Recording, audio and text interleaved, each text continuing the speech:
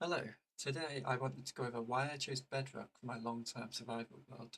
And when I'm going to make this comparison over Bedrock and Java, I'm mostly talking about single player and vanilla because both editions are great as they are, and I don't think you should have to add mods to anything to have a better experience, and I don't think that should be part of the argument either.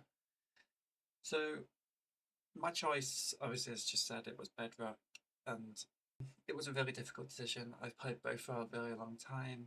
If I remember this in editing, you'll have a bit of a recording of my Java world now. I'm quite actually proud of what I've done, but I couldn't find myself coming back to it. And when I want a long-term survival world, I do want a world where I can easily come back without, you know, without it being such a challenge, if that makes sense. Like if I'm doing something new, I want to be able to log in without thinking too hard about it, if that makes sense. So choosing was really difficult because both systems are similar at its core, but each has unique strengths. That being Java and the Redstone, Bedrock has performance and portability, for example. But I wanted to look at which features helped me maintain my world over time. And I've came to the decision that accessibility matters more than technical possibilities, at least for me. That first came obvious when I looked at how each edition performed out of the box. That brings us to performance. So Bedrock, that gives me strong performance immediately. I can get 96 render distance, 60 FPS, no mods, no nothing, just my computer. Although you won't get the same performance on a console, for example, but for me, who's playing on PC, that is really strong. And I just value a game being well optimized without mods.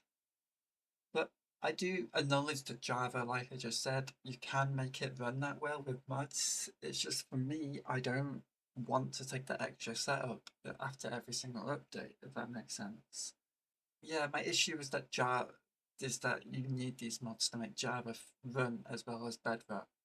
When it comes to controller support as well, this isn't something I use often, but the other day I just picked it up and it was different. Again, I liked it, but I mostly would be playing mouse and keyboard. I know in Java you can install mods to get the same thing, but like I just said, I don't want to be installing mods every single time I want to play. But yeah, I do like the choice of not being able to like not having to install anything before I want to play, if that makes sense. So next, I want to move on to portability.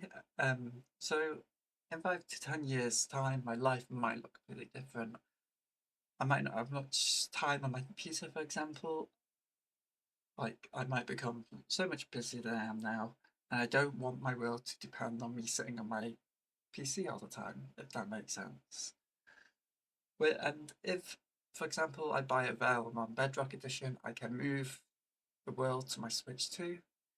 And although I do have to spend roughly $4, £4, whatever it was a month on a realm. I think it's a worth it cost to be able to, go on my world when I'm traveling, in bed, on the sofa, or just away on my PC in general, if that makes sense. And that also is useful for the repetitive gathering or grindy parts of the game. I can just take my Switch, watch something else, not having Minecraft over my computer, not having to be stuck behind my computer all day, basically. But yeah, the downside of having to pay for a realm every month, it's probably not the best, but it's a sacrifice I'm willing to make if that makes sense. I do also understand that if I'm using my Switch, I will need Nintendo Switch Online, but I have that anyway, and I use it either way, so I'm gonna have it. My next point is having a reason not to cheat. This is probably a bit of a controversial issue when you come to playing Java. I've seen all the hardcore Let's Plays out there. They obviously, a lot of them are cheated. I don't believe that many of these random players have come out and managed to build the world they've done without dying in the day. Well, who knows? Maybe I've just got a massive skill issue. I know in single player, I personally am tempted to use spectator mode if I die, for example, and I want to go get my stuff back quicker. And I'd rather not have that temptation there, if that makes sense. Because no one's there to hold me accountable when I'm playing single player either. When it comes to cheating, there's no long-term visible consequences on Java. On Bedrock, cheats permanently mark the world as cheated by saying you cannot earn achievements in this world, which I think is a really good seal of proof. Yeah, that extra barrier does reduce temptation for me. And why it matters with years later is when I've come to look at my world, I want to look at it and know that I didn't need to go into creative or spectator to do any of that. So now I'm gonna have a lot of people shouting at me here. This isn't this isn't probably the nicest point I could bring up, but the next issue is the Java community with and the term bug rack. So a lot of Java players instantly dismiss Bedrock as bug rack without giving it a fair chance. And I can't blame them. There's a lot of viral online clips out there where random stuff happens, unexplainable, looks like bugs. Probably because they are. But genuine. I do want to start this off that saying genuine Bedrock bugs do exist. It's just a lot of these random death things I've seen. They're often on mobile or a very weak device where performance is a strong issue, and performance can sometimes cause these kind of bugs. And it can happen on Java as well, but I find that a lot of people have a stronger computer to play Minecraft on, if that makes sense, than their phone, which often only has like 2 gigabytes of RAM. At least that's the phone I had for most of my life. My experience is I've never actually encountered a game breaking bug on Bedrock. I mean, I've encountered a bug here and there. One was on my Switch. One I made some insane um, beef farm, and my Switch one didn't handle it very well. Let's just say that. And I actually had another one yesterday. I found this quite funny. I was playing Bedrock. I went to go sleep in a bed, and for some reason I fell underneath the bed into the floor. I didn't like nothing bad happened. It's just why did that happen? I've seen on Reddit that a lot of people really dismiss Bedrock players instantly without even considering their problems or the stuff they've done. For example, an example is I'm not sure if I'll be able to show an example on the screen, but the other day I was looking at Reddit for work. Oh, a post. I can't remember what exactly the issue was, but I remember the issue was something to do with obviously the Bedrock edition of the game, but the problem was obviously the console, not the Bedrock edition of the game themselves. And I just saw someone say, "Sorry, you're on Bedrock." Like that doesn't help. The community is just not helpful towards Bedrock players, and it's just not a community I want to be part of. I want to I want to understand Bedrock myself. Like the community, not all the community, but you've got some people out there that think they're a lot better in life because they play Java edition. But whether you play Bedrock or Java, you're not better in any way than another person because of the way you play Minecraft. So, the loud elitist part of the community did make Java less appealing to me. Maybe that's just me being weird. So, ignoring all that, what made the decision difficult here? I'm going to start with the first one. Redstone. I don't think I need to say much.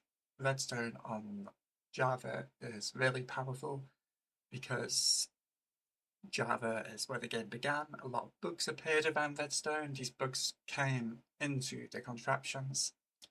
So these bugs never got removed because they were actually useful towards players, and now they're features. And these bugs are really useful. But quasi connectivity, for example, maybe I can't say that properly, but that that definitely started off as a bug, but it's really useful now, definitely. But personally, when it comes to redstone, I realised that I never needed that amount of redstone in my normal survival build. And And whenever I did, it's when I would copy someone off YouTube, and you know, I don't need to do that. Next one is chunk loading. This is the act of you know, keeping a chunk loaded when you're away to keep something continuing the process.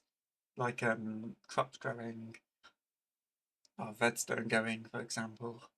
But if absolutely necessary, I could, I've got multiple switches. LAN worlds exist, you don't need an account for LAN worlds. I can just use an extra account to keep a chunk loaded. But I don't think I'll need that, but if I ever do, the option's there, you know. The next is the Nether roof. So this one was something I used in my Java world, and it was very useful getting to point A, point B without having to make a Nether highway, without having to put in too much effort, really. But what I realised after some reflection is that it's not the intended way to play, really, is it? When when Mojang came around to redesign the Nether, they weren't thinking, yeah, let's put all this terrain here so the player can go on top of the Nether and just cut through. They want the player to go through this terrain. They they want players to build through this terrain. They don't want players to go on top of it, but the reason why players go on top of it is because I think Mojang sees the usefulness of the Nether roof and doesn't want the controversy of removing that. But yeah, my personal rule is I shouldn't have to rely on an unintended feature um, to decide what version I should choose. So I just kind of ignored that altogether, if that makes sense. But, choosing Bedrock doesn't mean I'd necessarily abandon Java. I might come back for the odd short-term vanilla world, playing with friends, as I know most of my friends do prefer Java.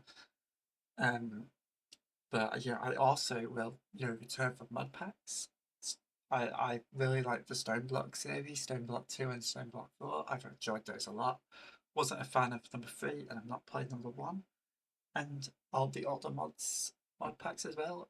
Older mods 10, older mods 9, older mods 3. Those are the ones I've played. Oh, and older mods 6. They're really good mod packs. I enjoyed them a lot. I'm going to come back and play older mods 11 once it's further along. I think Java has definitely its features that I admire, redstone, Nether roof, chunk loading. But my vision is not based on increasingly complicated farms. Uh, Java, because Java technicality, it does mean in the long term I can do more. Bedrock gives me more of the things that makes me more likely to continue playing in the long term. Because I've chose Bedrock, it doesn't mean I think Java is bad. It just means, yeah, like I just said, Bedrock is providing me with things where I'm going to be returning long term, if that makes sense. But yeah, in the end, there is no objectively correct version of Minecraft. The best edition for you is not necessarily the one with the most possibilities. It's the one that you will keep coming back to.